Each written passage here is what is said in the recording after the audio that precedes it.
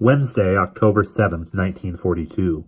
Piloted by President Lindbergh, the Spirit of St. Louis departs from Long Island in the morning, lifting off from the runway that served as the point of embarkation for the transatlantic solo flight of May 20th, 1927. With no protective escort, the plane speeds through a cloudless autumn sky across New Jersey, Pennsylvania, Ohio, and down to Kentucky, only an hour before he is to set down in the midday sunshine at the Louisville Commercial Airstrip. Is the White House notified by the president of his destination. His timing allows just enough notice for Louisville Mayor Wilson Wyatt and the city and its citizens to prepare for the president's arrival. A mechanic is at the ready on the ground to check over the plane and tune and equip it for the return flight. Of Louisville's 320,000 residents,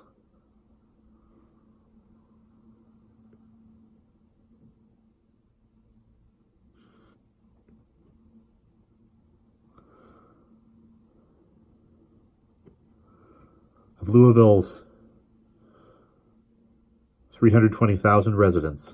police estimate that at least a third have made the 5-mile trek out from the city and are already packing the fields and the roads adjacent to Bowman Field when the president lands and smoothly taxis his plane to a platform where the microphone has been hooked up for him to address the vast crowd.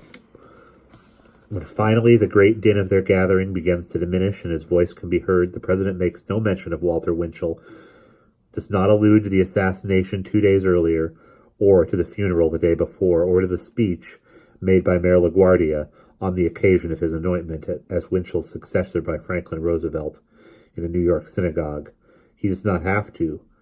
That LaGuardia is, like Winchell before him, no more than a stalking horse for FDR in his dictatorial quest for an unprecedented third presidential term, and that those behind the vicious LaGuardia libel of our president are the very same people who would have forced America to go to war in 1940, has already been colorfully explained to the nation by Vice President Wheeler in an impromptu Washington speech before the American Legion convention the previous evening.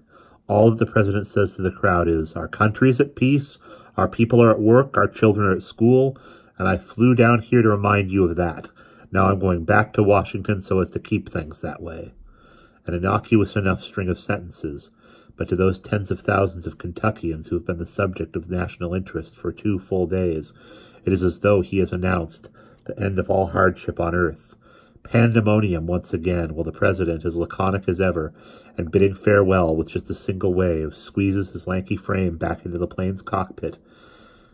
And from the airstrip, a smiling mechanic signals with his wrench that everything's checked out and ready to go. The engine turns, the Lone Eagle waves a final goodbye, and with a rush and a roar, the Spirit of St. Louis lifts free of Daniel Boone's gorgeous wilderness state, inch by inch, foot by foot, until at last, like the barnstorming, skydiving, wing-walking stunt pilot he'd been as a kid, flying low over the farming towns of the West, and to the delight of the delirious crowd, Lindy clears by no more than a hair's breadth the telephone wires strung from poles along Route 58.